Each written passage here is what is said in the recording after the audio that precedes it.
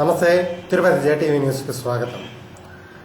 TDLP నేతగా చంద్రబాబును ఏకగ్రీవంగా ఎన్నుకోవడానికి 4/6/14న తిరుపతి శ్రీ వెంకటేశ్వర విశ్వవిద్యాలయంలోని సెనెట్ హాల్ నందు తెలుగుదేశం పార్టీ ఎమ్మెల్యే ఎమ్మెల్సీల సమావేశం అయినట్లు టీడీపీ నాయకుడు కోడూరు బాలసుబ్రహ్మణ్యం తెలిపారు.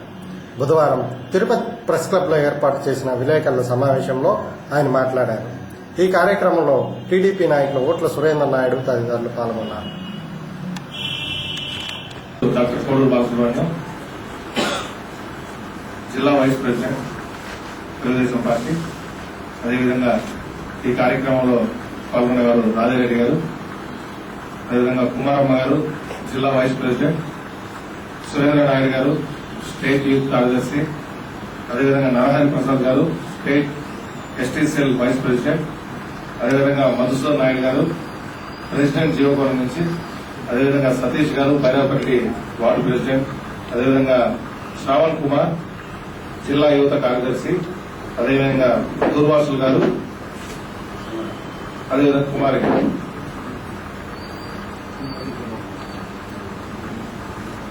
ఈ యొక్క ప్రెస్ మీట్ ఒక ముఖ్య ఉద్దేశం తిరుపతి మహాపుణ్యక్షేత్రంలో చంద్రబాబు నాయుడు గారు టీడీఎల్పీ లీడర్ గా ఎన్నుకోబడుతున్నారు. ఈరోజు ఆ శుభ సందర్భంగా ఇక్కడికి ఎమ్మెల్యేలు, పార్టీ నాయకులు, కార్యకర్తలు వాళ్ళందరూ వస్తున్నారు కాబట్టి తిరుపతి వాసులుగా మేము వాళ్ళకి స్వాగతం పలుకుతూ ఇక్కడే చదువుకొని అదే యూనివర్సిటీలో పట్టా తీసుకుని అక్కడి నుంచి స్టూడెంట్ లీడర్ గా ఎదిగి ఈరోజు మన రాష్ట్ర ముఖ్యమంత్రిగా ఇది 3వసారి ప్రమాణ స్వీకారం చేయబోతున్న నారా చంద్రబాబు నాయుడు గారికి తిరుపతి నుంచి ఈరోజు ఆయన లీడర్ గా ఎంచుకోవడం, ఈ తిరుపతి వాసులందరూ కూడా ఈరోజు పండగ వాతావరణం నెలకొని ఉంది.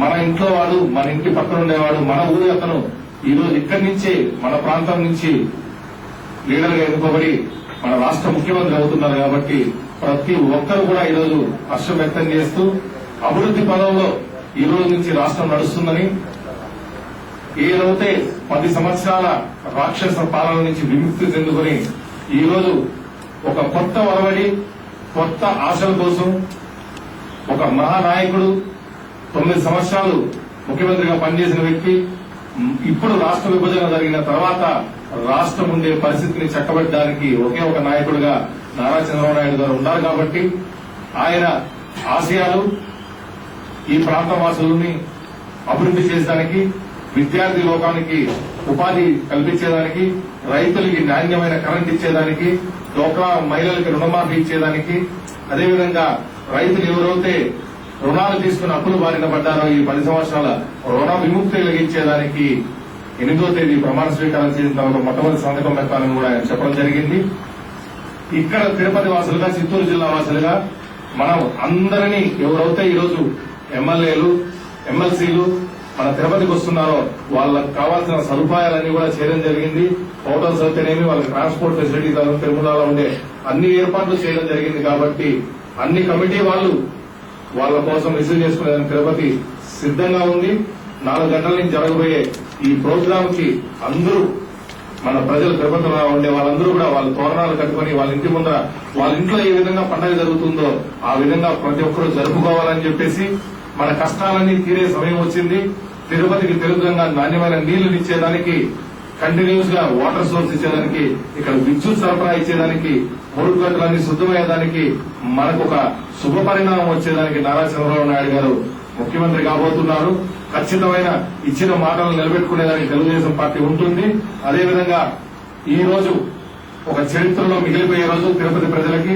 అదేవిధంగా ఎస్పీ యూనివర్సిటీ ఏదైతే ఆయన చదువుకునే యూనివర్సిటీ ఉందో దాంట్లోనే ఆయన లీడర్ గా ఎంచుకుంటున్నారు కాబట్టి ఆయన ఈ ప్రాంతం వాసిగా మన ప్రజల చేత ఎన్నుకోబడిన ఒక సీఎం గా ఆయనకు ప్రజలందరూ కూడా హస్తం వ్యక్తం చేస్తున్నారు.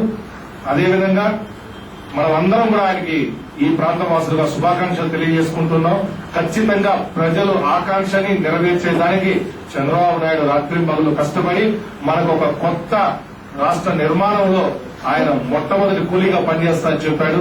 ఆయన ఆకాంక్షలు అదేవిధంగా ఆయన ఎలా కష్టపడతాడో ప్రతి ఒక్కరికి తెలుసు కాబట్టి మన భావితరానికి ఆశాజ్యోతిగా ఈరోజు చంద్రబాబు నాయుడు గారు తిరుపతికి ఇచ్చేస్తున్నారు కాబట్టి ఆయనకి మేమందరం కూడా తెలుగుదేశం పార్టీ సభ్యులుగా మా అధినేతకి స్వాగతం పలుకుతూ మేమందరం కూడా ఈరోజు మీ మీడియా విలేకరులకు కానీ ప్రజలందరికీ కూడా ఈరోజు ఈ కార్యక్రమంలో పాల్గొనాలని మరొకసారి కోరుకుంటున్నాం.